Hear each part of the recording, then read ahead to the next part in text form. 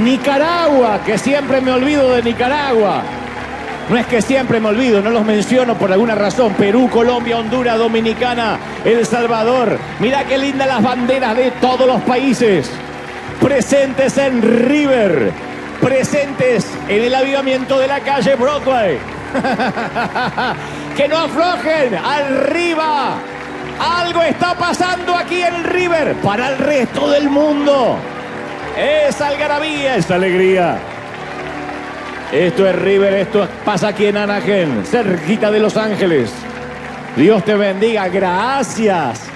Gracias por esas banderas. En mi país dice gracias por esos trapos.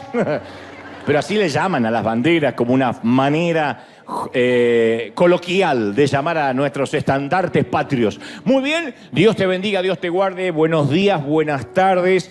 Buenas noches, que Dios te bendiga, que Dios te guarde, estamos felices. Estamos saludando al resto de esa congregación virtual que nos espera todos los fines de semana, esperando esta palabra, esperando este alimento. A donde viajo por el resto del mundo, siempre hay gente que me dice, yo me alimento con River. Estuve reunido con unos pastores que me decían, nuestro alimento es llegar a la tarde y de nuestros servicios inclusive, y recibir esta palabra, alimentarnos, y eso nos llena de responsabilidad, de saber desde que aquí no solo somos graneros en el sentido explícito de la comida, de los recursos, de las remesas financieras, sino también de este alimento del pan espiritual. Lo bueno es que hay pan en la casa del pan.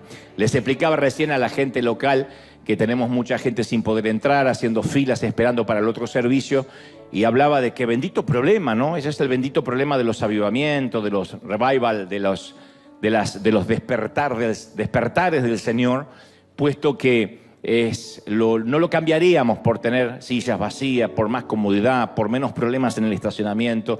Y quería compartirlo también con la gente del otro lado, que a veces brega por conectarse, por tener buena señal, y a veces sufre porque no se puede conectar. Lo bueno que es un bendito problema, hay sed, hay hambre por la palabra de Dios, y Dios nos va a hablar una vez más. Y hablando de aprender de la palabra de Dios, somos defensores a ultranza de la palabra. Quienes afirman rápidamente que nosotros no somos cristocéntricos o bíblicos es porque no han escuchado nunca un mensaje transmitido desde aquí. A lo mejor por una cuestión de logística y para que nadie tenga que hacerlo por religión, yo no digo busquen en tal lado, en tal página. Pero caramba que todos los mensajes tienen que ver con la Biblia, con las Escrituras, con pasajes bíblicos. Y tenemos que aprender a amar la Biblia, amarla. Pero somos de los que amamos la Biblia porque la vivimos, no porque la leemos o la traemos de desodorante aquí abajo la axila todos los domingos. Algunos creen, ¿y dónde está la Biblia? Como si esto tuviese un poder intrínseco en sí mismo. Esto es nada más un libro, esto es un éxito editorial, nada más que eso. Cuando esta palabra escrita, este éxito editorial, la empezamos a vivir y a obedecer, es cuando el Espíritu Santo hace que esta palabra esté viva. De otro modo, es un libro más en la biblioteca. ¿Estamos de acuerdo, sí o no? Es un libro más. Este libro estuvo en la biblioteca de mis padres por años, al lado de los diccionarios, de las novelas, y para mí no tenía mucho significado ni para nadie de la familia, hasta que el Señor entró a nuestros corazones y de repente el libro descubrimos que estaba vivo. Pero no es el poder en sí mismo entre las portadas, sino el vivirlo, el obedecerlo. Y aprender la palabra para nosotros es primordial. Entonces, a partir de hoy ya está disponible esta página que tiene que ver con River Class. River Class es la manera de entrar, es sencillito, riverclass.org. Y son nuevas series, están grabadas nuevamente. La serie La Familia, Liderazgo Integral, Fortaleza Espiritual, Relaciones Saludables. Cada serie tiene varios episodios, como si se tratara de Netflix o se tratara de Amazon Prime o algo por el estilo, ¿no? Ahí están las series y los episodios. Vamos, por ejemplo, a La Familia y tenemos el episodio 1, Vida Interior, Miedos, Héroes en Crisis. Vamos a la segunda serie, la tercera. Están todos los series y episodios. Entonces podemos ver episodios completos de 1 hora, podemos ver las series completas, nuestros instructores, nuestros profesores que ya grabaron esta serie, otras las están grabando ahora, Podemos tener también foros de discusión, entrar. Esto es para todo el mundo, por eso lo estoy presentando. Estos son nuestros instructores. Y después la manera de acceder pagando los episodios por cada uno individual, las series completas o el acceso total. Eso tiene que ver más con la logística de cómo acceder. También creemos nosotros que lo que es gratis no se valora, que lo que es gratis simplemente se descarta. Esto tiene un costo, Dios sabe que ninguno se está haciendo rico con esto, ni mucho menos, pero esto tiene que ver con amar la palabra de Dios. Las inscripciones son en abril, o sea, dentro de muy poco, pero hoy ya mismo aquí, los que estamos localmente, podemos salir al lobby y tenemos ahí gente que nos va a dar más información de lo que necesitamos. No obstante, podemos entrar a riverclass.org y tener toda la información de esta serie maravillosa. Se repiten muchos de los temas de lo que antiguamente era el seminario nivel 1, seminario nivel 2, pero ahora lo hicimos de un modo más expeditivo, pragmático, de manera que ustedes dicen, a mí me interesa solo la familia, así que voy a acceder a la serie número 1. Otro dice, no, a mí me interesa el desarrollo personal, liderazgo integral, fortaleza espiritual, etc. Entonces podemos tener todo. Yo sugiero que aprendamos todo. Es maravilloso porque tenemos profesores que nos explican en una atracción más tranquila, no es una oratoria, no es una prédica de domingo, sino que es una enseñanza donde uno puede acceder, poner pausa, tomar notas. Es maravilloso. E hicimos este seminario pensando en la practicidad. Por cierto, no es un seminario teológico de manera explícita, donde vamos a aprender el Apocalipsis, quién escribió las cartas, las epístolas. No porque eso esté mal, sino porque en este caso nuestro llamado es que todo sea muy práctico y aplicable a la vida diaria. Entonces hicimos todas estas series aplicables a la vida diaria, como si escucharan mensajes del domingo durante la semana, para trabajar, para lidiar con los hijos, para el matrimonio, para la familia, para el futuro. Así que lo recomendamos ampliamente. Esto se lanza oficialmente hoy, la página ya está online y la pueden acceder desde cualquier parte del mundo. Dicho esto, y antes de transmitirte lo que creo Dios me dijo que diga, cada vez que yo regreso de un viaje les cuento el chisme santo de cómo me fue. Y además de eso, la gente que estuvo presente en estos shows, en estas conferencias, siempre espera el saludo nuestro, así que estuvimos en toda la frontera, recorriendo todo Texas, toda la semana. Salimos el lunes y el martes me presenté en McAllen. Yo no sabía que había tantos hispanos en McAllen. De hecho, no estoy subestimando la ciudad, ni mucho menos, pero me sorprendió mucho, sold out. Tuvimos absolutamente en las 3 ciudades que estuvimos esta semana. Ni sabía que tenían un teatro así. Díganme si no es el Dolby Theater, donde se entregan los Oscars, que alguna vez estuvimos también aquí en el corazón de Hollywood. Es hermoso el sitio. Parecía que estábamos en un acuario gigantesco. Y McAllen nos recibió también con un lleno total. Muchísima gente que cruzó la frontera, que llegó desde México y los locales, obviamente, que estaban desde muy temprano y tuvimos una conferencia maravillosa. Y toda la gente de McAllen, muy amorosa, nos recibieron con un cariño. Se escucha música tejana hasta en el baño de los aeropuertos. Mirá qué lindo, mirá, maravilloso, una conferencia 2 horas 20, donde reímos, donde lloramos, donde fue mucha gente que no conocía al Señor, inconversa, invitados, me consta, muchos católicos, muchos judíos, ortodoxos. Se me acerca una dama y me dice, yo soy testigo de Jehová. Y le digo, está bien, yo no vi el accidente, pero también podría ser testigo.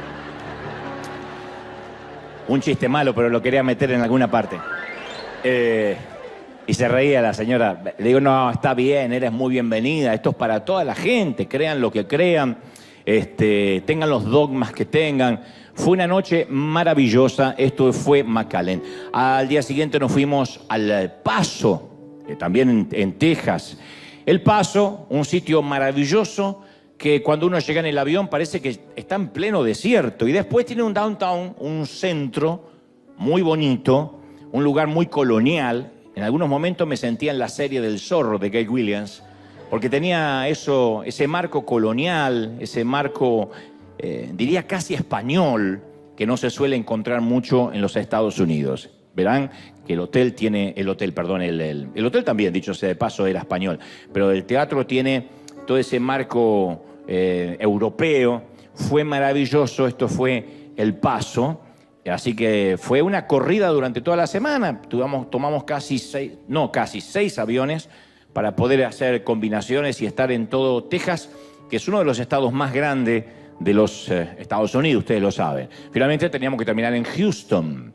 Houston fue maravilloso porque tiene este gran coliseo, un sitio que alberga muchísima gente, que nos parecía también extraño que se pudiera llenar. Y efectivamente tuvimos un lleno absoluto, llegaron gente de todas partes de los Estados Unidos. Houston es un sitio muy neurálgico, muy importante, y toda la gente que estuvo allí presente se dio cita desde muy temprano. Un tránsito feroz, como todas las grandes ciudades. Decía el chofer que nos llevaba de un sitio a otro que cree que es el peor tránsito de los Estados Unidos, incluso peor que Los Ángeles en una hora pico. Fíjense qué maravilloso que fue Houston, donde también nos recibieron muy bien, donde fue glorioso, donde Dios, fundamentalmente a todo el equipo que me acompaña y a mí, nos dio fuerzas, nos dio salud, y eso es muy importante. Gracias por orar. Para terminar la gira de Estados Unidos en 2 semanas, justo la semana de Easter, no voy a faltar aquí el domingo, pero en la semana anterior me toca nada más que nos queda Charlotte, North Carolina y Atlanta. Y después de eso ya nos vamos para el resto de América y Europa. Pero gracias por orar, gracias por sostener. Ese es el Chisme Santo, gente del Paso, McAllen y Houston. Dios los bendiga. Y nos vemos en Argentina el 11 de abril. El 11 de abril allí en el Movistar Arena. Muy bien. ¿Estamos listos? Dicen conmigo, ¿estoy listo, sí o no? Muy bien. Estaba leyendo hace poco de un caso psiquiátrico muy particular. Un doctor estaba tratando a 3 pacientes en una institución justamente psiquiátrica de Michigan. Una historia real, por cierto, no es una anécdota inventada o un chiste. Estos pacientes, estos 3, sufrían delirios de grandeza, megalomanía. Es un desorden muy frecuente, se diría casi un argentinismo. Resulta que estos 3 hombres padecían de un síndrome muy particular. Cada uno de ellos creía que era Jesucristo y sufrían el famoso complejo mesiánico. Cada uno se sentía el Mesías. Y durante varios años este doctor en Michigan hizo que los 3 individuos vivieran juntos, comieran juntos, durmieran juntos, y todas las tardes tenían una sesión de terapia grupal, juntos, obviamente. Y durante una de las terapias, uno de los hombres gritó: yo soy el verdadero Mesías, yo soy el verdadero enviado de Dios. Y el otro replicó: mentira, yo soy el verdadero enviado de Dios.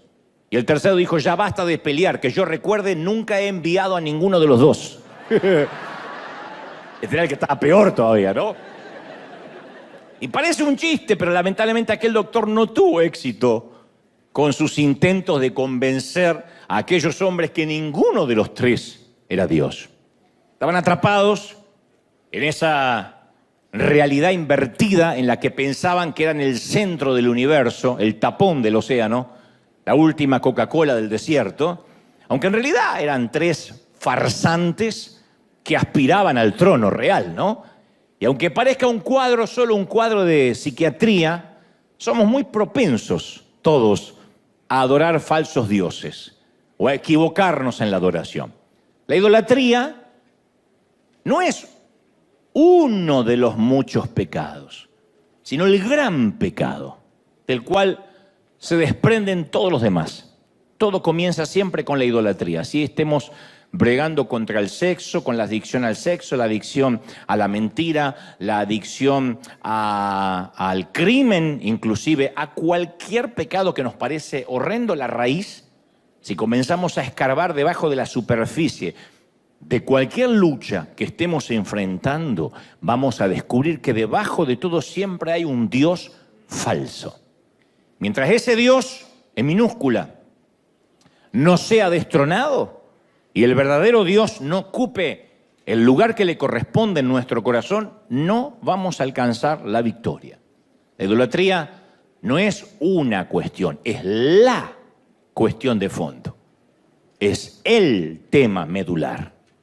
Hay 100 millones de síntomas diferentes, Pero la patología siempre termina siendo la idolatría. Te lo voy a demostrar en los próximos minutos, porque uno inmediatamente dice, no, no es mi caso.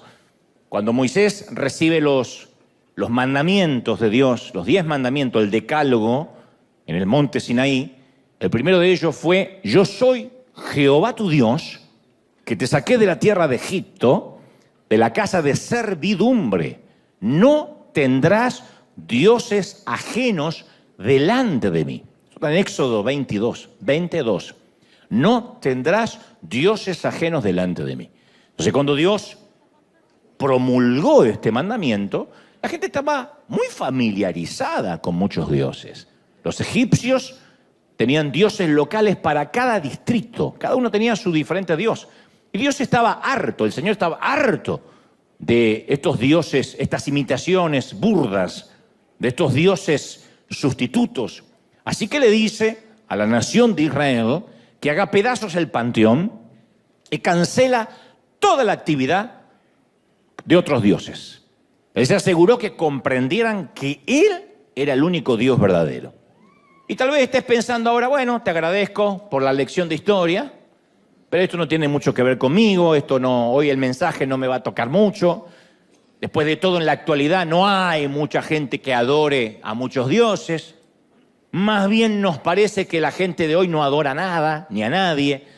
Yo, sin embargo, te voy a demostrar que la lista de nuestros dioses es más larga, es más ecléctica que la de ellos, es más amplia que la de los egipcios, que la de los hebreos.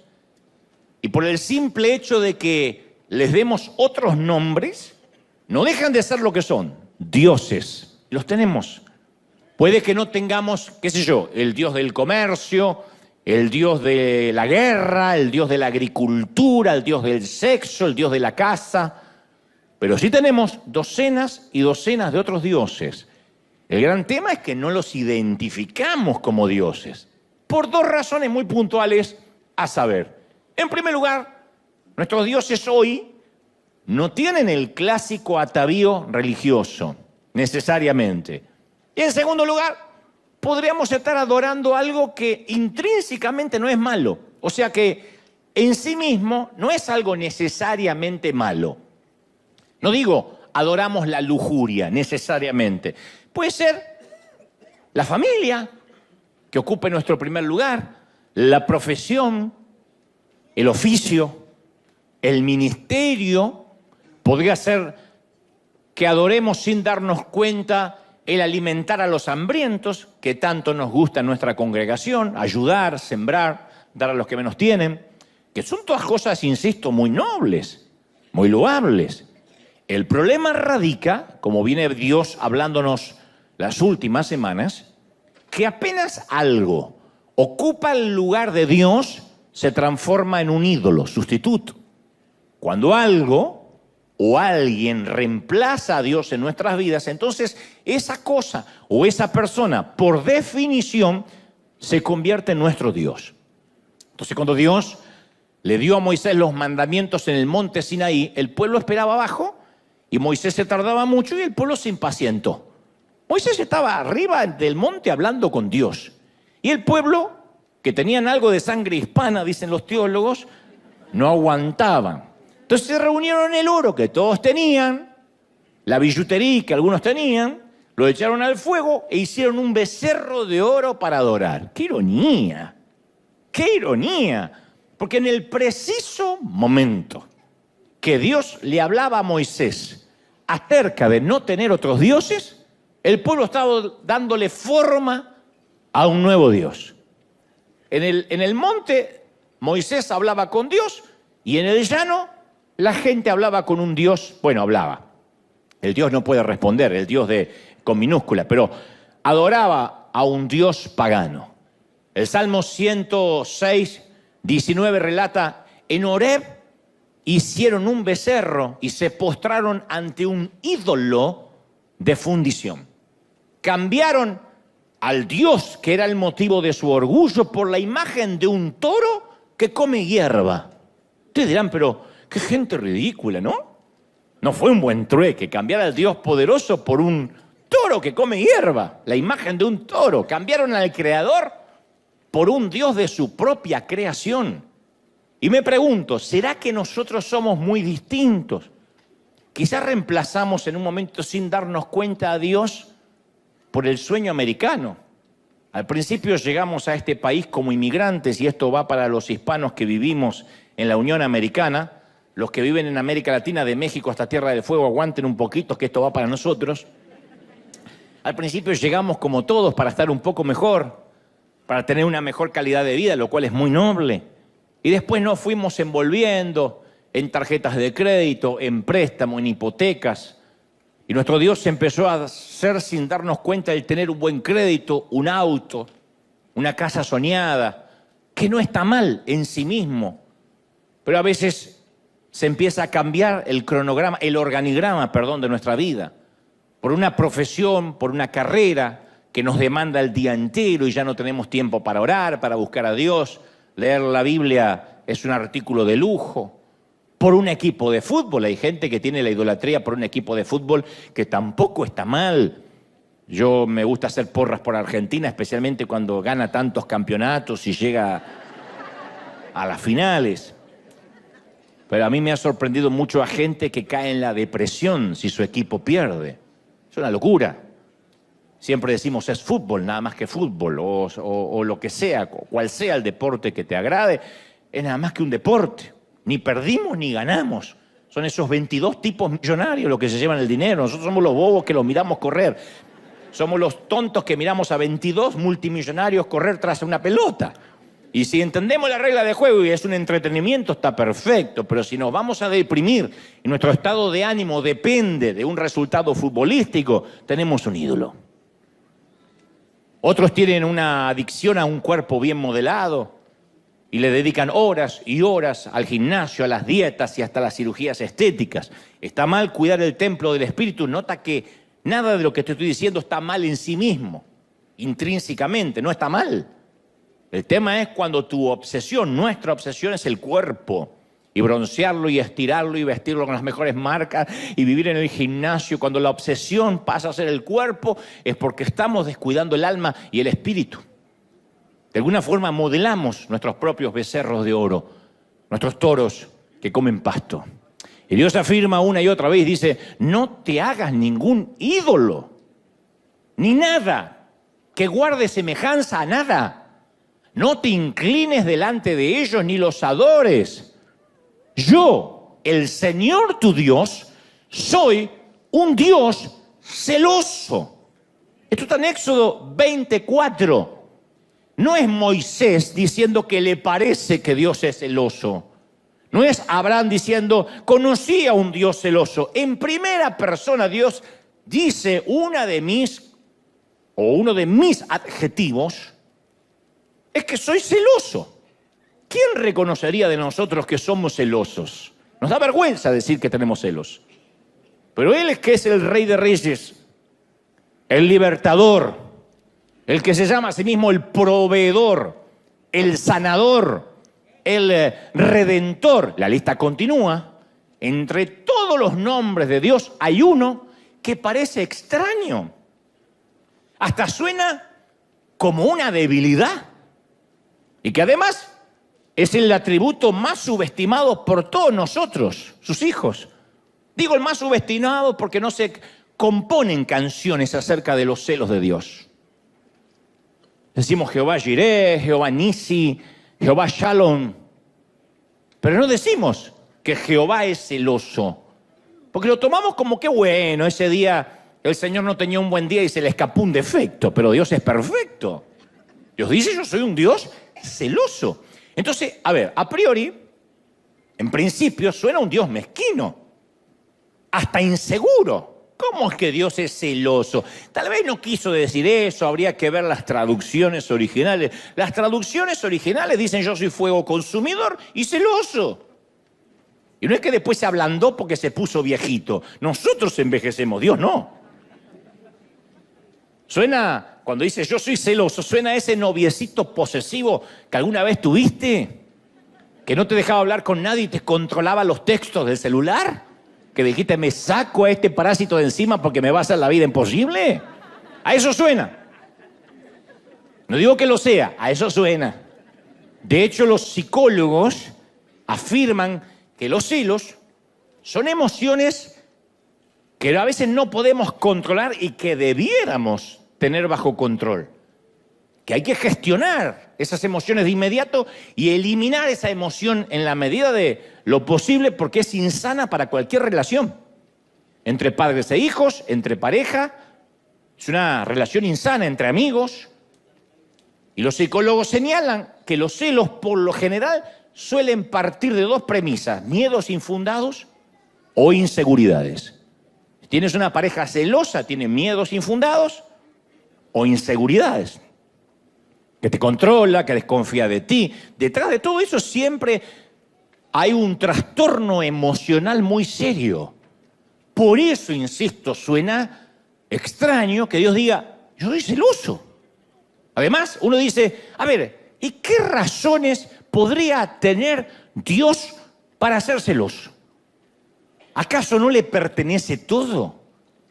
¿Hay algo que pueda competir con su poder, con su grandeza? Por supuesto que no. Pero Él es celoso de nuestro corazón. Y no porque sea inseguro, sino porque nos ama demasiado. Nos ama demasiado como para compartirnos. Si amas, sabes que tus celos son sanos porque no quieres compartir a quien amas demasiado. Dios quiere una relación que sea exclusiva. Porque sea Dios y porque no tenga inseguridades y porque no compita con nadie, no necesariamente dice, bueno, búscame cuando tengas ganas. Yo soy como el 911, a lo mejor no me usas nunca, pero voy a estar ahí. Soy como ese seguro de vida o ese seguro médico. Si te enfermas, ahí voy a estar. No, Él dice, yo quiero una relación exclusiva, comprometida.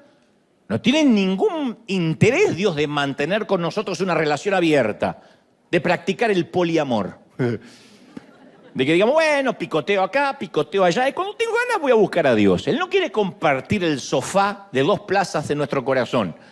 Su trono tiene solo un asiento.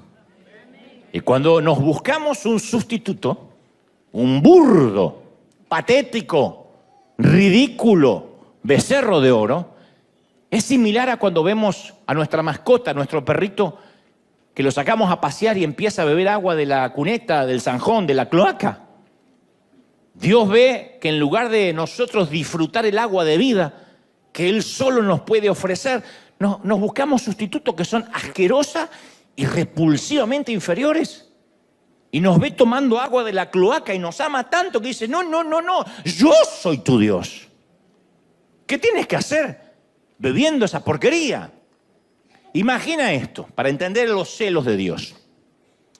Llevas a tu hija a comer a un restaurante muy fino. No te importa gastarte una fortuna, vas a reventar la tarjeta porque se trata de su graduación. Y tu hija es tu orgullo y se acaba de graduar, así que quieres honrarla con una buena cena. Así que le ordenas un filet mignon, un exclusivo corte de lomo argentino. Si se gradúa, lomo argentino. Reciban este consejo de parte del corazón del Señor. Y te lo traen a la mesa, crepitante, cocinado a la perfección, 3/4 hay que comerlo. No como eso que hacen así el tenedor, hace la vaca. Hay que comerlo 3/4. Ahora imagina, y no lo llenen de chimichurri, no lo llenen de chimichurri, eso no es ser argentino, no lo llenen de chimichurri, es un poquitito nada más. Tengo hambre. Imagina que cuando llega el momento de comerlo, tu hija mete la mano en el bolso y saca una pupusa a medio comer. Cuando ustedes prediquen, pongan el ejemplo que quieran. Predico yo, pongo el ejemplo que estamos. No, saca una pupusa que ni siquiera está envuelta en un papel, que tiene algo de moho. Tiene un color verdoso. Sí, se la regalaron hace 1 mes y medio y la tenía guardada ahí. Tiene hasta pelusas del bolso, que camina una hormiga. Y la ves frente a un pedazo de lomo que te costó una fortuna y se pone a masticar un trozo de una pupusa en mal estado. ¿Cómo reaccionarías? ¿Te enfadarías? Pagaste un precio alto por ese medallón de carne. Entonces, amas a tu hija y quieres que experimente lo que tienes para ella, lo que preparaste para agasajarla, así que te quedas muy frustrado y dices, ¿pero por qué haces eso? Y bueno, porque a mí me gusta esto. Me hubiese dicho, te llevaba un negocio a un restaurante de pupusas, pero no comas eso que está enmohecido cuando te estoy agasajando. Entonces Dios sabe lo que tiene para nosotros y se aflige al ver las elecciones que realizamos en nuestra propia ignorancia. Se aflige cuando ve filas y filas tras una estatua. O gente que dice, no, yo no lo adoro, pero representa algo. Y se postran ante ridiculeces. Es comer algo enmohecido cuando Dios dice, yo te preparé lo verdadero. Eso define los celos amorosos de Dios.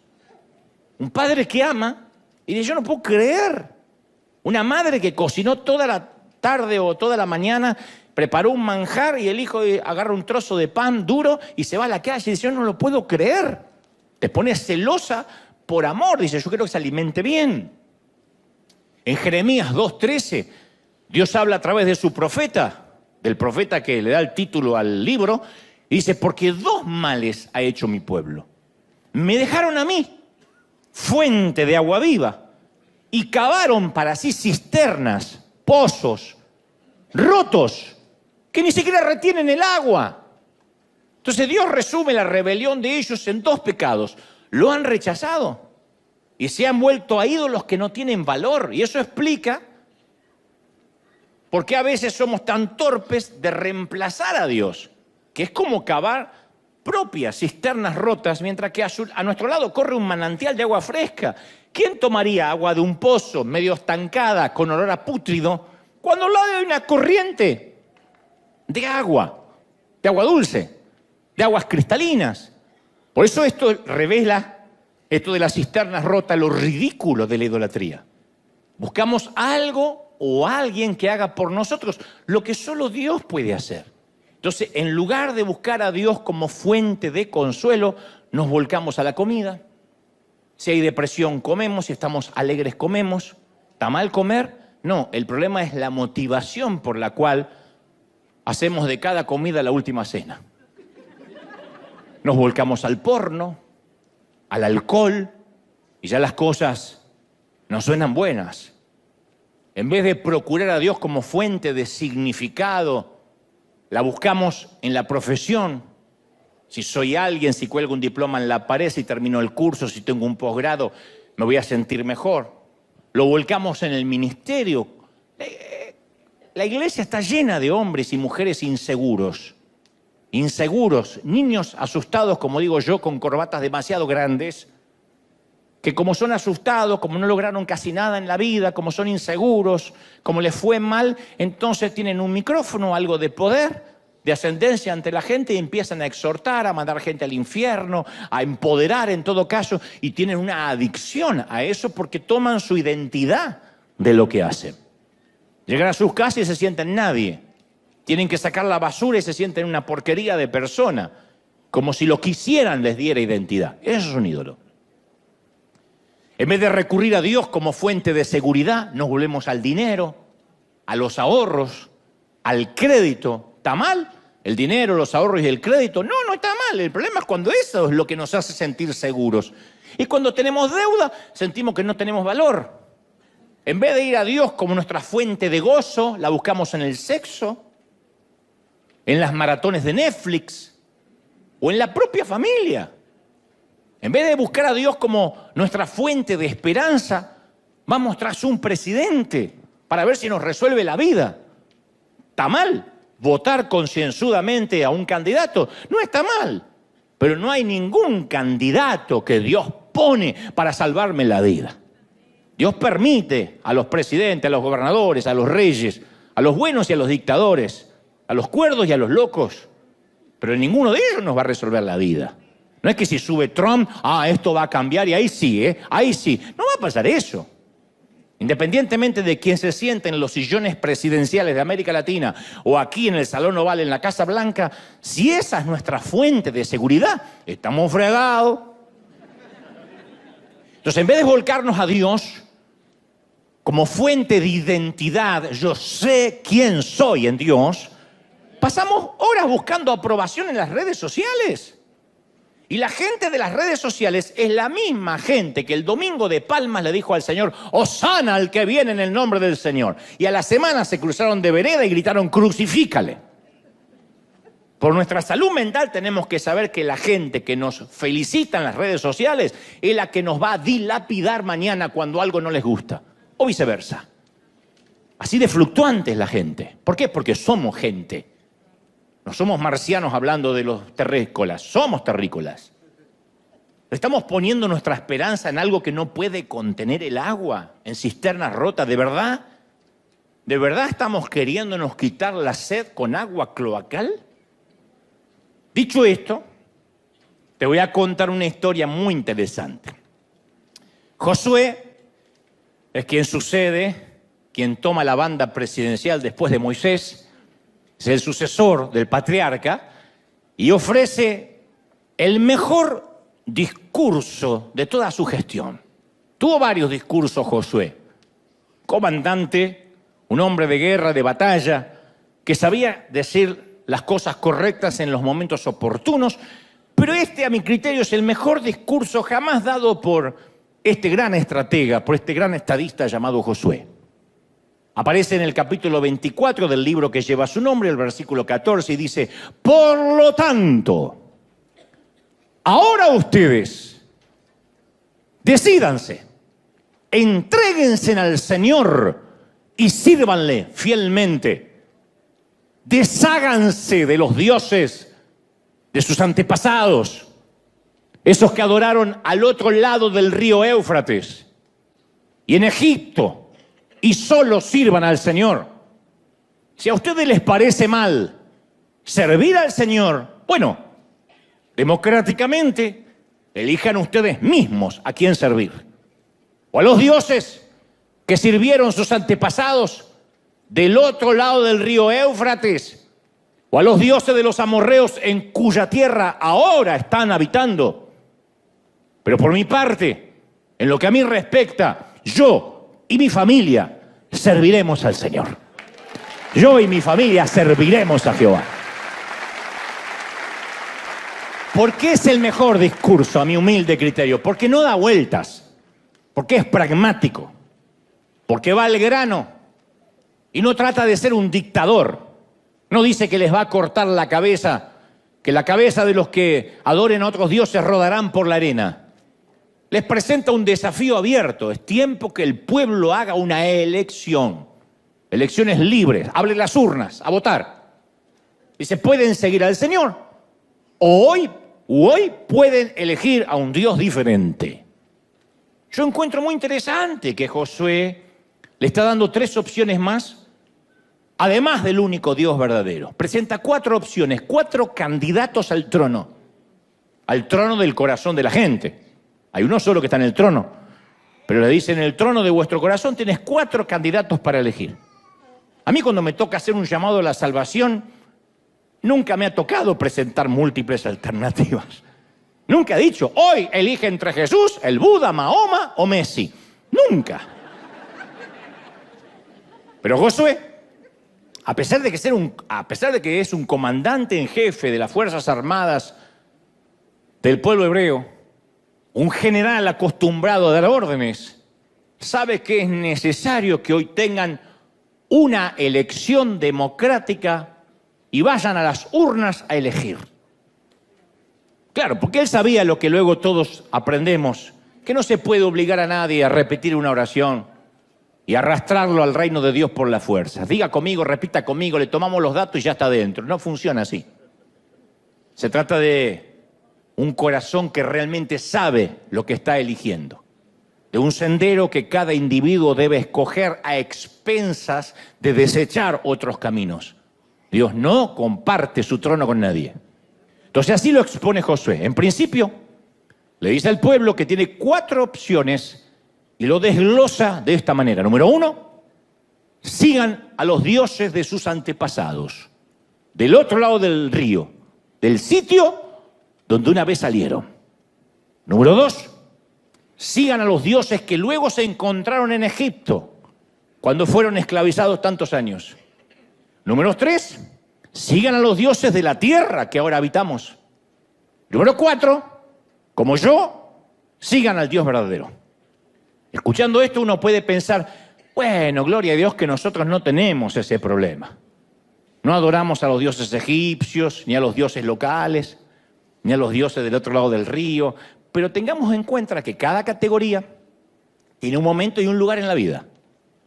Puede que con el paso de los años esos dioses se vistan y luzcan diferentes a los del tiempo de Josué, pero las categorías hasta la fecha siguen siendo las mismas.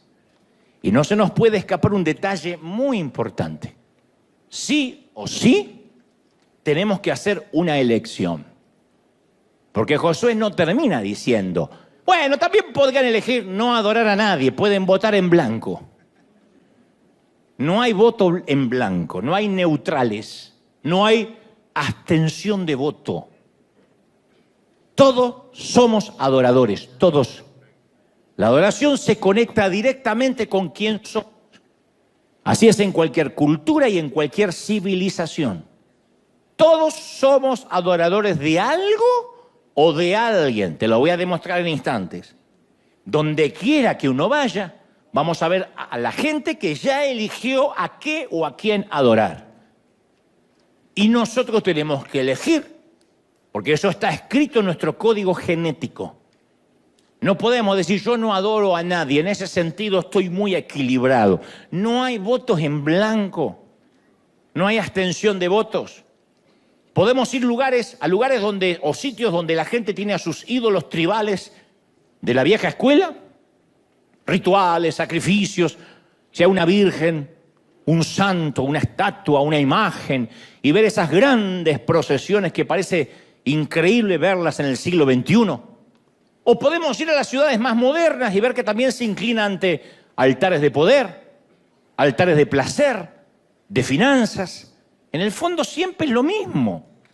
La gente elige a sus dioses y les lleva sus ofrendas, olvidando que ellos mismos son las ofrendas. Alguien dijo que lo opuesto a creer, lo opuesto a la fe, no es el ateísmo, es la idolatría. Lo opuesto a creer no es no creo en nada, crees en otra cosa o en otro alguien. En otras palabras, todos vamos a adorar a algún Dios, por eso tenemos que elegir esta mañana, tarde o noche, conforme cuando me estén viendo. Fuimos creados para ser adoradores del mismo modo que los pájaros fueron creados para volar y los perros para ladrar y las suegras para estorbar. Fuimos creados para eso. Es lo que hacemos. La pregunta es, ¿quién o qué será el objeto de nuestra adoración? ¿Quién o qué? Entonces, la vida nos va a presentar infinidad de posibilidades de elección. Y existe una gran cantidad de opciones, insisto, menos el no elegir. Hoy no podemos decir, bueno, esto no es para mí, yo no elijo nada. Josué presenta 3 opciones además de Dios y no ofrece el recuadro que diga ninguno de los anteriores mencionados. Le dice, elijan uno. Y si ubicamos esta disyuntiva dentro de un contexto moderno, alguien podría levantar la mano y decir, bueno, todo bien, Josué, pero la verdad que con este tema de la adoración a mí me excede porque yo no soy religioso. Y aquí es donde nos confundimos porque según nuestra manera de pensar asociamos adoración con religión. Pensamos que la adoración tiene que ver con atuendos, rituales, alguna caminata, algún santo. No, el problema está en la mala comprensión de lo que es la adoración.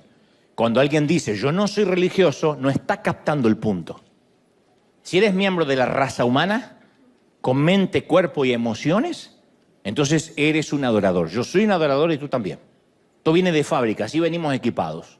No es algo que adquirimos después si nos gusta o si queremos. Insisto, aunque soy repetitivo y monotemático, solo hay que elegir a qué o a quién vamos a adorar. Es un reflejo condicionado. que siempre hace que coloquemos la esperanza en algo o en alguien.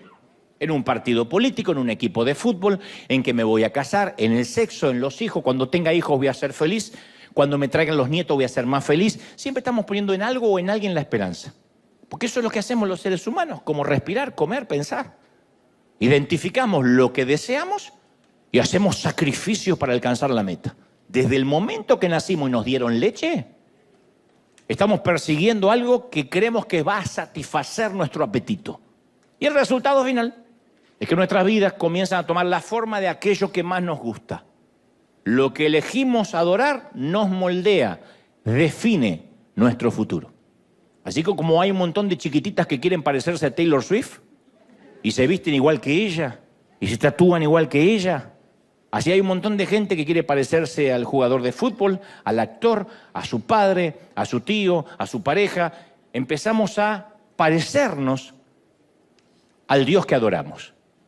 Por eso es que cuando uno adora al verdadero Dios, cada vez más se refleja la gloria de Cristo en nosotros, porque nos empezamos a parecer cómo respondería Jesús, cómo actuaría.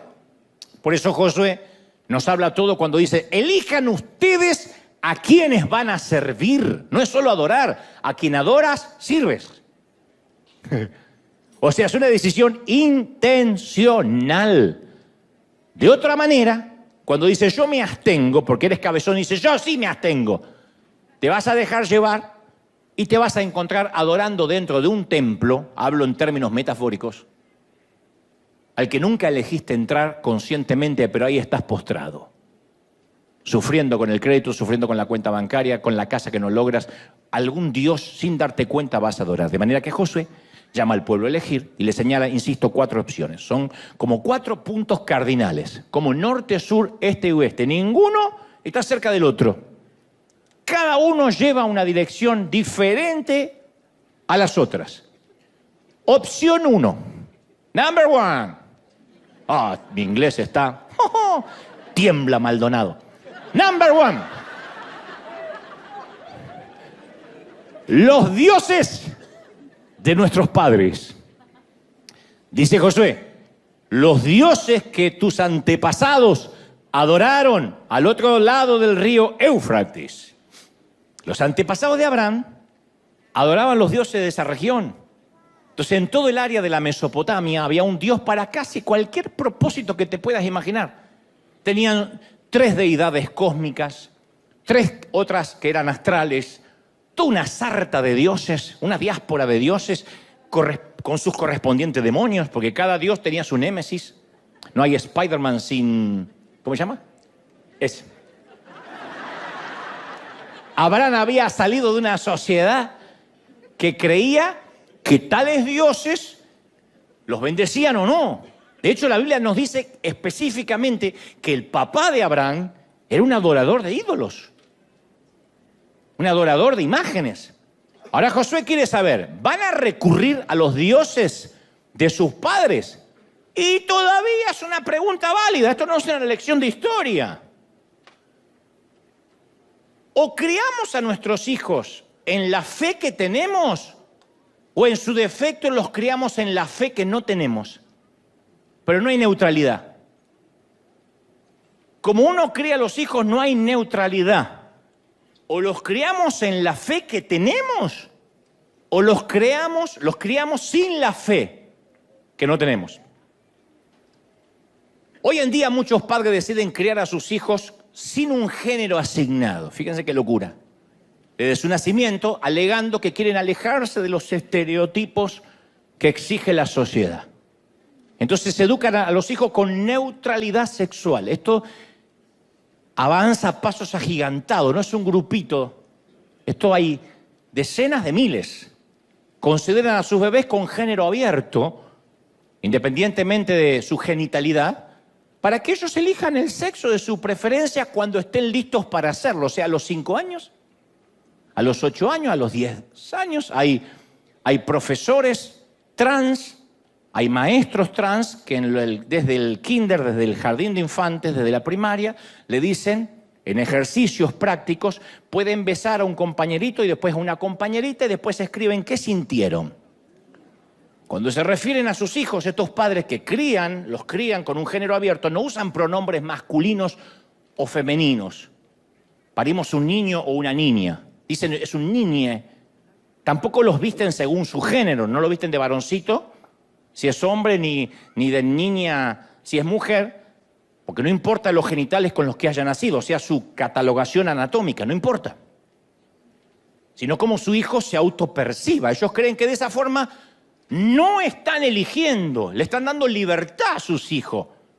Están absteniéndose de votar, pero en realidad sí están eligiendo por sus hijos. No están educando, están adoctrinando a sus hijos, diciéndole que pueden ser del sexo que quieran gracias a una ley y que pueden asumir que existen hombres con vagina y mujeres con pene. Eso no es una educación libre, eso es un adoctrinamiento ideológico.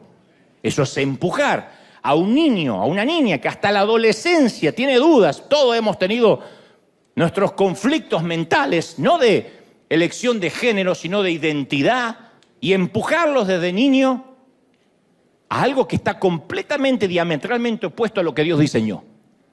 Dejando de lado eso, que es espantoso, lo mismo cuando decimos, yo voy a criar a mis hijos sin decirle en qué Dios creer. Yo no los quiero obligar a la iglesia, que vaya a la iglesia. Que sean libres. Que un día elijan si quieren servir a Dios o no. Es muy diferente a que ellos tengan su propio encuentro con Dios. Uno no puede prestarle el encuentro con Dios a su hijo, porque eso lo transforma de un hijo de Dios en un nieto de Dios. Y la espiritualidad prestada, vicaria, no sirve. Yo estoy consciente que nuestros hijos, porque nacieron en un hogar cristiano, no son cristianos en sí mismos. Es como nacer en un garage y creer que somos un auto. Yo sé que van a tener que tener su propio encuentro con Dios. No obstante, o lo criamos, instruimos al niño en su camino para que de grande no se aparte de él, o decimos, no, yo prefiero que decida él. Y sin darnos cuenta, en nuestros hogares levantamos un ídolo y le enseñamos a nuestros hijos en quién o en qué creer, quién o qué es digno de nuestra adoración y quién no lo es. Si en casa nunca hay devocionales, si en casa nunca se lee la Biblia, si en casa nunca se canta una alabanza, le estamos diciendo a nuestros hijos, a ese Dios no hay que adorar. Elige tú. Como diciéndole, elige el sexo. Si nos aterra aquellos que crían a hijos con género abierto, nos debería aterrar aquellos que crían a hijos con creencias abiertas. Ahora, convengamos, todos heredamos creencias de nuestro hogar, de nuestros padres. Algunas cosas de las que heredamos de nuestros viejos son fáciles de ver. Heredaste la nariz de tu papá, las caderas de la vieja, el trasero del tío, que llegó hasta el padre. Pero no es lo único que recibiste de ellos. También terminaste adorando a dioses que ellos adoraron. La psicología llama a esta transferencia, ley de la exposición al entorno. Por ejemplo, la ley de la exposición significa que nuestras mentes absorben de niños y nuestras vidas reflejan de adultos aquello a lo que estuvimos expuestos. Esa es la mayor educación, lo que uno ve, no lo que nos dicen solamente, lo que uno ve. Quizá para tu padre la vida era trabajar. Acto noble si lo hay, digno, ¿no? Pero él trabajaba y trabajaba y trabajaba y su vida era en torno al trabajo. Y estaba dispuesto a sacrificar días de descanso, feriados, vacaciones familiares, solo para trabajar y para trabajar y trabajar. Y tú dices, mi papá era un burro trabajando y me dio ese ejemplo. Pero de pronto recuerdas que el humor de tu padre dependía de cómo le iba en el trabajo. Y era un hombre que trabajaba. Lo único que pudiste decir en su funeral, trabajaba. Porque cuando llegaba a casa era un zombie, ausente, no se involucraba con sus hijos. A papá no se lo podía molestar porque papá trabaja. Papá no iba a los actos escolares porque papá trabaja. Papá no le puedo contar lo que me pasa en las emociones porque papá trabaja, porque sostiene, porque provee. ¿Está bien? Pero entonces lo más probable es que tu trabajo ahora de adulto también sea tu templo. Y en lugar de encontrar tu identidad en Cristo, la encuentras en tu trabajo. Y cuando no tienes trabajo, tu vida ya no tiene más sentido, te quieres suicidar al día siguiente. Porque el Dios de tus padres era el trabajo. O tus padres vivían quejándose que la plata nunca alcanzaba. ¿Quién no tuvo padres así? Que no malgastes el agua, que el papel higiénico no nos regalan, que no tiren la cáscara de banana, porque capaz que mañana no hay para comer. Y entonces lo más probable es que ahora de adulto, tu Dios sea la miserabilidad, que no es lo mismo que la pobreza. Porque ahora tienes un buen pasar, quizá ahorros en el banco, pero eres eso de lo que crees que todo tiene que ser gratis y no estás dispuesto a que se te caiga un centavo de más. Ay, pensé que era gratis, porque viene de la miserabilidad. Entonces, en lugar de encontrar su identidad y su valía en Cristo, la encuentra en lo que puede acumular. ¿Tiene dinero en el banco? Alaba a Dios. Las cuentas están en rojo, ya no quiere venir a la iglesia. ¿Es tu Dios? ¿El Dios que heredaste? ¿O tu padre te vivía diciendo que alquilar, rentar era tirar el dinero? Y entonces sientes que no tienes valor hasta que no tengas tu propia casa. Y te voy a decir algo que no te va a decir otro, porque generalmente desde los púlpitos te dice cuántos quieren ser dueño, ser cabeza, cuántos quieren ser cabeza y no cola, porque Dios te va a dar una casa. Pero yo te voy a decir la verdad.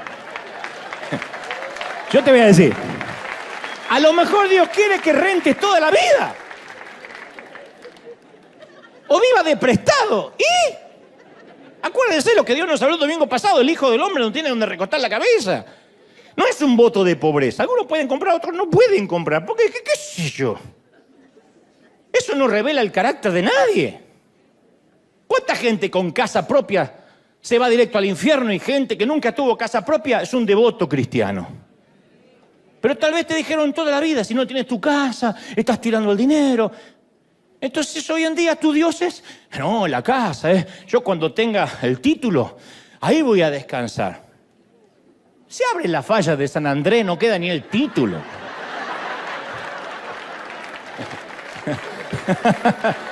O tal vez, o los incendios de Santa Ana.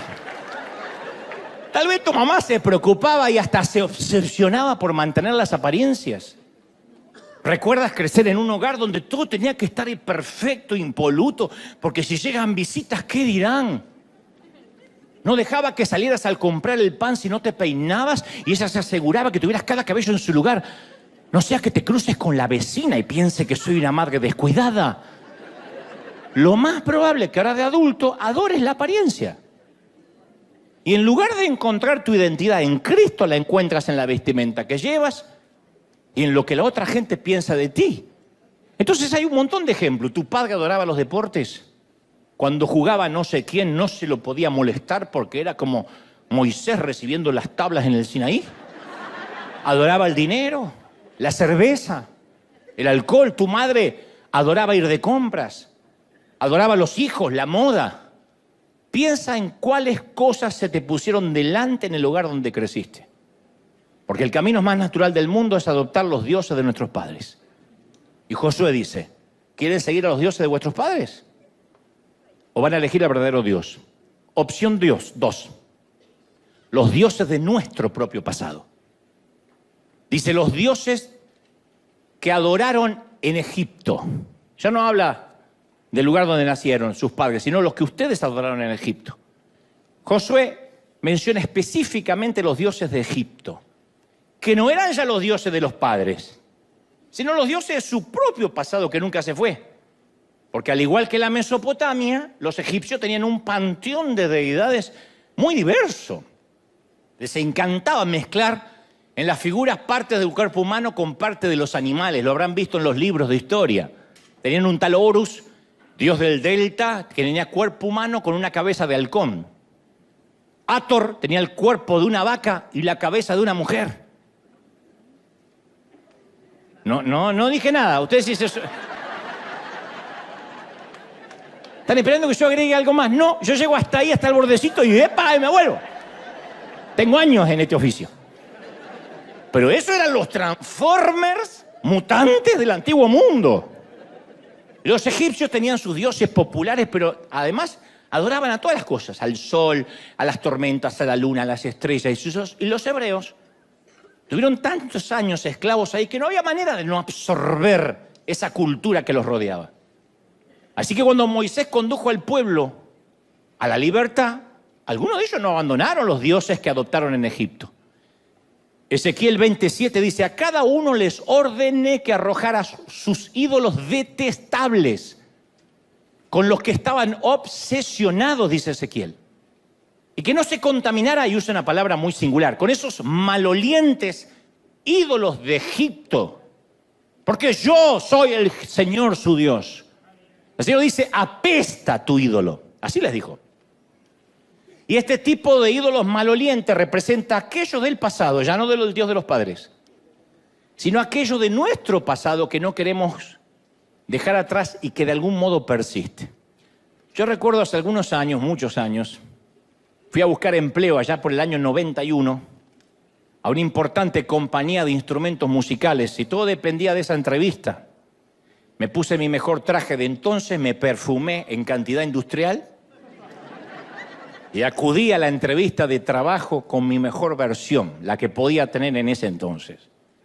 Pero antes de entrar a la tienda, que estaba en una peatonal muy famosa en Buenos Aires, en calle Florida, tuve que atravesar un parque que era un campo minado de estiércol de perro.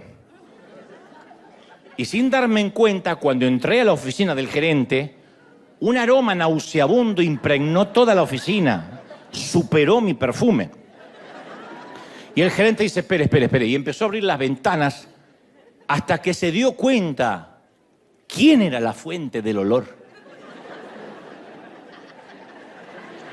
Y yo miré con horror mis zapatos y comprobé que había dejado huellas de excremento animal sobre la alfombra en toda la oficina de quien me iba a contratar.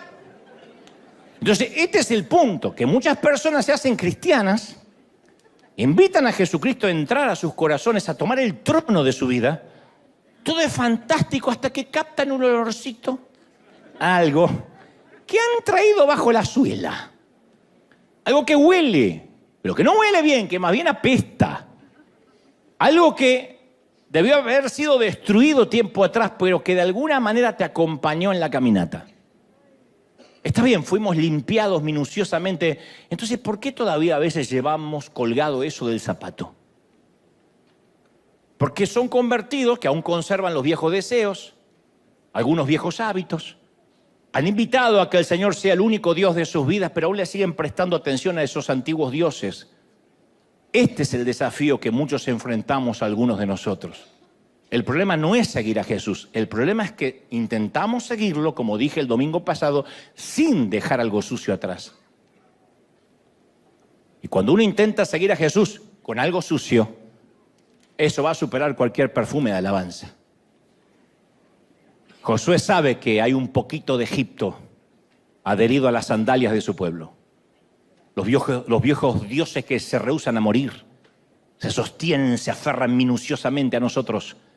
Quizá cuando llegamos a Cristo recién los antiguos dioses se queden en silencio por un tiempo, pero si no hay una verdadera entrega del corazón, te transformas en un mujeriego en pausa. Yo era mujeriego, pero ahora que vino el Señor a mi vida puse la pausa. No es poner la pausa. Un homosexual en pausa. Un soberbio en pausa, un violento en pausa. Y un día las cosas se ponen feas y quitas la pausa. Y el monstruo sale otra vez y los dioses te vuelven a gobernar porque nunca cambiamos de vida, solo pusimos en pausa esa parte de nuestra personalidad. Así que aunque hayas elegido al Señor en el pasado aceptando a Cristo, el desafío que hoy te presenta Josué es elegir a quién vas a servir hoy. Y si vas a limpiarte la suela de los dioses del pasado. La opción 3, los dioses de nuestra cultura. Dice, o elijan a los dioses de los amorreos en cuya tierra ahora habitan. Los dioses no solo estaban en casa de papá, ni la tierra de la cual salimos, sino en la tierra de la cual hoy habitamos. La tercera opción de los recién llegados. Estos eran dioses más encubiertos, no se apreciaban a simple vista. Los israelitas ahora vivían en un pueblo muy diverso, muy parecido a lo que ocurre en nuestra sociedad. Había muchos grupos étnicos, dioses distintos, y había sacrificios, rituales sexuales, todas esas cosas. Algunos israelitas los sedujeron, porque estos dioses tenían la ventaja de estar jugando en su propia cancha, eran dioses locales, eran parte de la cultura. Y nosotros también luchamos con dioses que son parte de la cultura. Claro, si hoy nos dijeran que siguiéramos a un dios de la fertilidad, de la prostitución en el templo, lo rechazaríamos, porque no encajan en nuestra época. Pero para aquella gente la adoración a estos dioses estaba tan inmerso en la cultura que era lo normal. Era como los que escriben insultos, cristianos que escriben insultos a otros ministerios en las redes. Es normal. No hay más temor de Dios en mucha gente. Tendríamos muchos defectos en la iglesia legalista en la cual me crié, pero no nos atrevíamos a tocar jamás a un ungido, no sea que esté luchando contra Dios. Y hoy en día van a ver ustedes un montón de bocas sueltas diciendo vas a arder en el infierno, apóstate, basura, no solo conmigo, con cualquiera que no les agrada. No sé si eso viene de la cabeza, de lo que aprendieron o de la cultura. Las redes me dan impunidad, me dan anonimato y digo lo que quiero del presidente, del actor, de la entrega de los Oscars y del culto. Si no me gustó, insulto y total, pecado es lo que se dice, no lo que se escribe. Y de la abundancia del corazón escriben los dedos. Entonces, ¿será posible que tengamos ídolos que no reconocemos porque está tan integrado a nuestra cultura que nos resultan normales, lógicos y hasta orgánicos? Pablo le escribe a Roma en Romanos 12:2 y dice, no se amolden al mundo actual, sino sean transformados mediante la renovación de la mente, así puedan comprobar cuál es la buena voluntad de Dios, agradable y perfecta. Entonces tenemos ídolos que nadie supo predecir. Te cuento, un predicador viajó a una aldea en la India, historia absolutamente real, y conoció a una mujer en la India, que alguna vez visitó América y la odiaba. Y ella dijo, odié América, en la India, porque nunca vi tanta idolatría allí como en otro lugar. ¿De verdad? ¿Alguien que vive en un país que adoran a las vacas? Y la mujer describió 3 áreas de idolatría que ella identificó. Dijo, los americanos, y esto no incluye a los gringos solamente, sino a nosotros, adoran el estómago. Y esta mujer describió con una mirada desorbitada los enormes locales abarrotados de alimentos, de súper recontra, hiper, macro hamburguesas así, que pueden agrandar por 20 centavos más, con 2 vacas arriba. Y se tienen demasiado para comer, adoran la comida y se sentía ofendida por personas de sobrepeso cuando hay gente en su aldea que no tiene para comer, que racionan el arroz. Segundo, dijo, me sorprende cómo en Occidente adoran la televisión. Diseñan los hogares alrededor de ese aparato es impensado en la India. Dice, la pantalla ocupa el lugar más prominente de la habitación y alrededor todos los muebles, no para que la gente hable, sino para que mire el aparato. Y no podía comprender cómo hasta ponían esas pantallas enormes en el dormitorio. Pero finalmente dijo, la peor forma de idolatría la vi en cómo las personas se relacionan con su teléfono. Se sentía profundamente ofendida por el hecho que la gente lo usara hasta para conducir. Y dice, es más, no podía tener una conversación con nadie completa sin que ese alguien mirara su celular.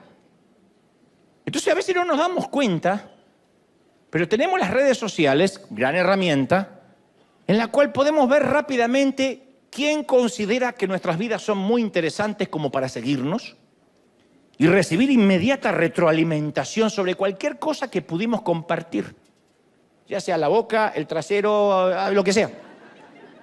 Hace algunos años, un predicador, que no voy a decir quién, me aconsejó que hiciera lo mismo que él. Me dijo, consíguete una aplicación que te proporcione seguidores falsos.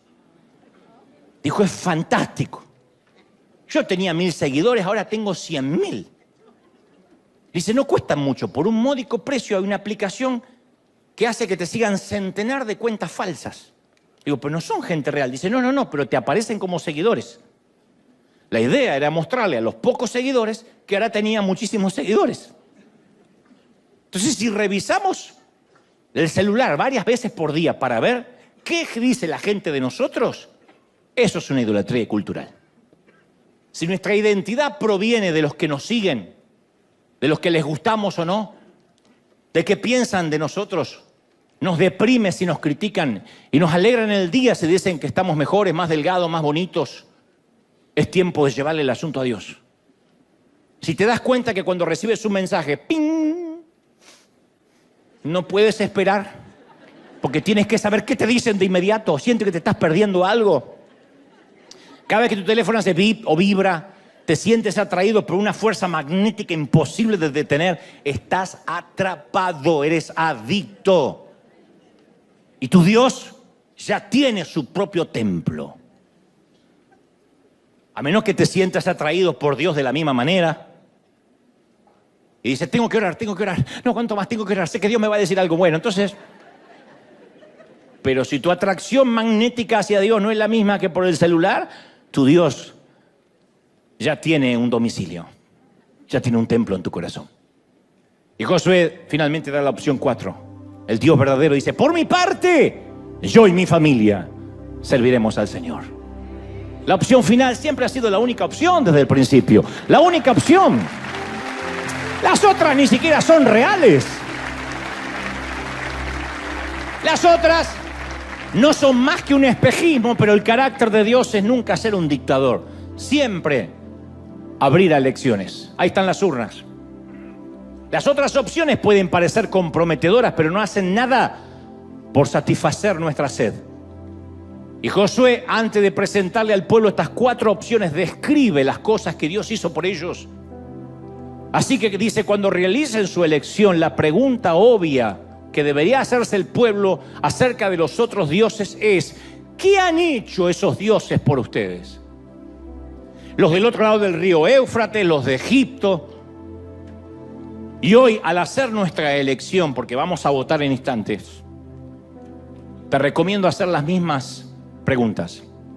La misma, al menos. ¿Qué han hecho esos otros dioses por nosotros? Si han hecho algo, ha sido esclavizarnos. Nos han robado, nos han decepcionado, nos han timado. ¿Y cómo responde la gente de Israel a este gran desafío de los 4 caminos? Pronunciando las frases correctas. Dice, el pueblo respondió, jamás pasará eso. Nosotros no abandonaremos al Señor por servir a otros dioses. El Señor nuestro Dios es quien nos sacó de la esclavitud de Egipto, de aquella tierra de servidumbre. Fue el Señor quien hizo aquellas grandes señales ante nuestros ojos cuando caminábamos junto a Moisés. Nos protegió durante nuestro peregrinaje por el desierto, cuando pasábamos por tantas naciones. Expulsó a los enemigos. Por esa razón, nosotros, Josué, también serviremos al Señor Jehová nuestro Dios. Esto está en Josué 24:16. Pero Josué conoce a esta gente. Conoce lo variable que es su corazón, lo rápido que adulteran. Él sabe que no es lo mismo una frase, un cliché dicho un domingo que dicho un miércoles al mediodía. Que no es lo mismo el compromiso que tenemos el lunes temprano cuando aún fresco está el mensaje dominical que para el jueves o viernes. Porque somos muy propensos a decir frases rápidas y tomar compromisos ligeros y después no mantener esas decisiones. Entonces esta historia tiene un final anunciado, predecible. Aparece en la Biblia 2 capítulos después, apenas 2 capítulos después, en Josué 2:8. Dice, y murió toda esa generación. Y surgieron sus hijos, que no conocían a Dios, ni sabían lo que Dios había hecho por Israel y por sus padres. O sea, dijeron, vamos a creer en Dios. Pero voy a buscarme una iglesia que tenga escuela dominical, así le enseñan las cosas que yo debería enseñarles. Voy a darles una educación abierta, como darle un género abierto y que ellos cuando sean grandes decidan si quieren ser católicos, musulmanes. ¿Qué pasó? Los hijos de esa gente que se llenó la boca que iba a servir a Dios, ninguno conocía a Dios. ¿Qué pasó? ¿Qué falló?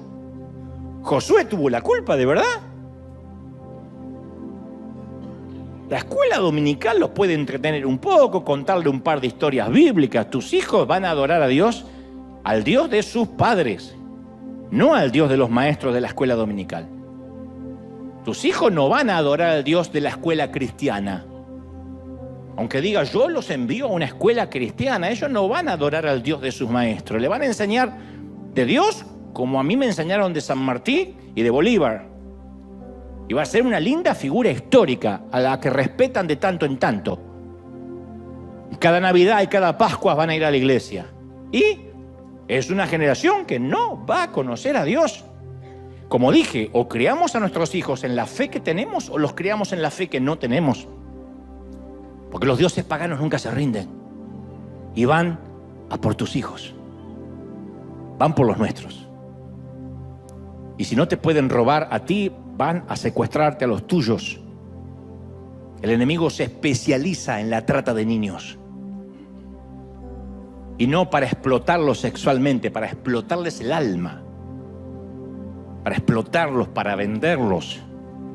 Entonces, haces caso omiso en tu hogar porque vives trabajando para pagar el crédito, vas a comprarte la casa y perder el hogar en el proceso. Vas a tener mucho dinero en la cuenta del banco, pero para pagar la cuota alimentaria que dictamina el juez. Porque esos dioses nunca, jamás serán los dioses que te conduzcan a algo positivo. Y mucho menos que salven a tu familia. Pueden perder una generación, pero dicen, bueno, esos dioses dicen, está bien, perdimos una generación, pero nos vamos a adueñar de la próxima. Y ellos van por nuestra próxima generación. Es sorprenderte que a nuestros hijos ya le parezca normal el beso entre dos chicas en un dibujo animado, en una película famosa. Es normal que les parezca que en sus propios colegios tengan novios a los 12, 13 años, pero hoy tengo un novio, mañana tengo una novia. Hoy tengo una compañera que es novia de otra chica, pero mañana quiere ser novia porque se levantó pansexual, transexual, y para ellos es normal. Y eso no va a mejorar, porque esos dioses van a por nuestros hijos. Puede ser que te dejen por un día, pero regresarán mañana. Y nuestro Dios es un Dios que se sigue autodefiniendo sin pudor, un Dios celoso. Ese atributo que tantas veces pasamos por alto, soy celoso. Así que hoy, aquí y en casa, tengo que hacerte la misma pregunta que Josué le hizo al pueblo hace miles de años atrás. Entrégate al Señor y sírvele fielmente solamente a Él. Pero si te parece servir mal al Señor, elige tú mismo a quién vas a servir. Y hoy puedes elegir servir al Dios de tus padres, que adoraron durante toda tu niñez y que heredaste consciente o inconscientemente. O a los dioses malolientes de tu propio pasado que aún llevas pegado a la suela de tus zapatos. O a los dioses de la cultura que te rodea y que asumes como algo normal y orgánico. O bien, puedes elegir al verdadero Dios. Por mi parte, yo y mi familia serviremos al verdadero Señor.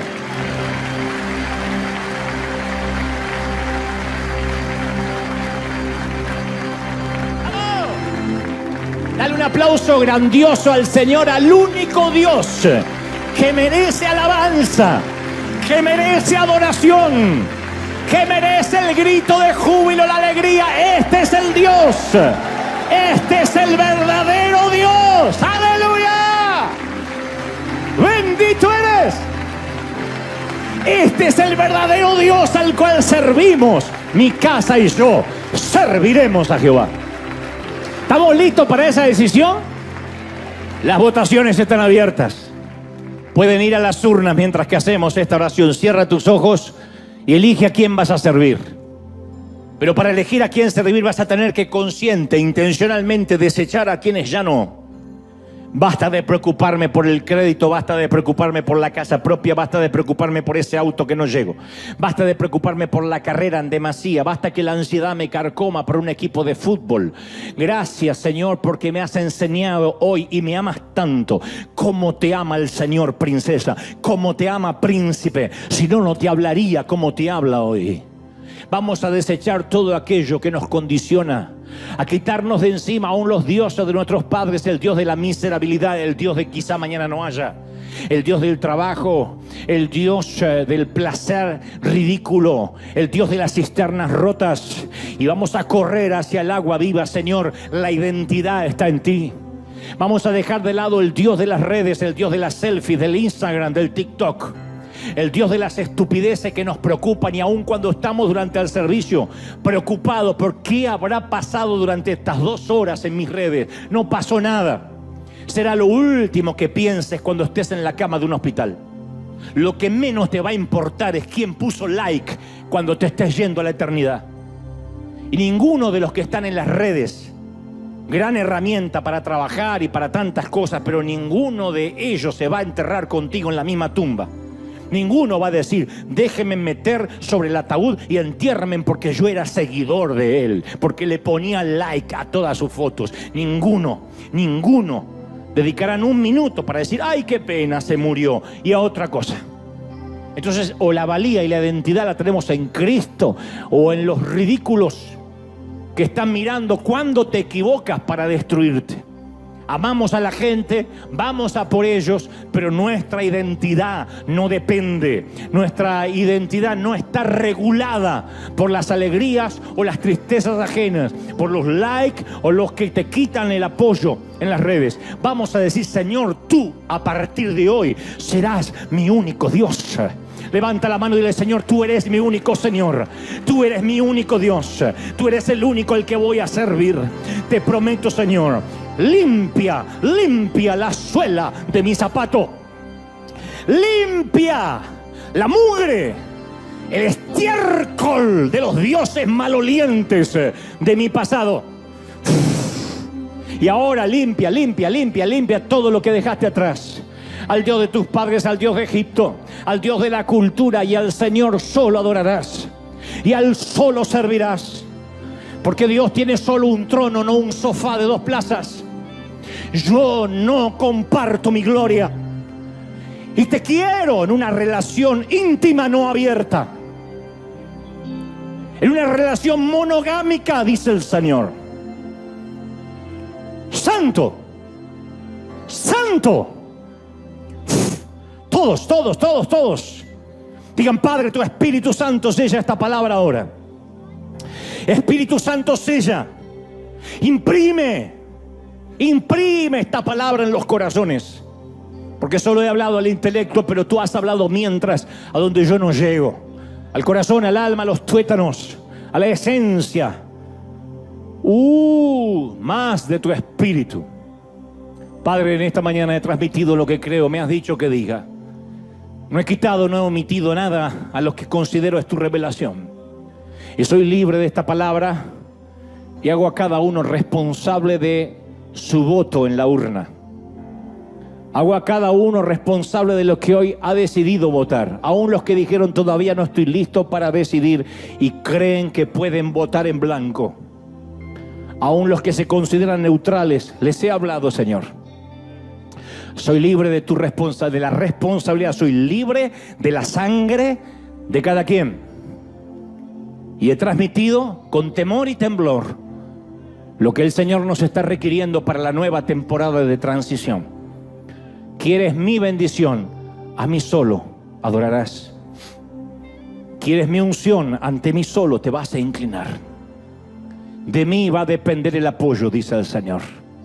En mí encontrarás tu identidad. No te lo va a dar tu cónyuge, no te lo va a dar.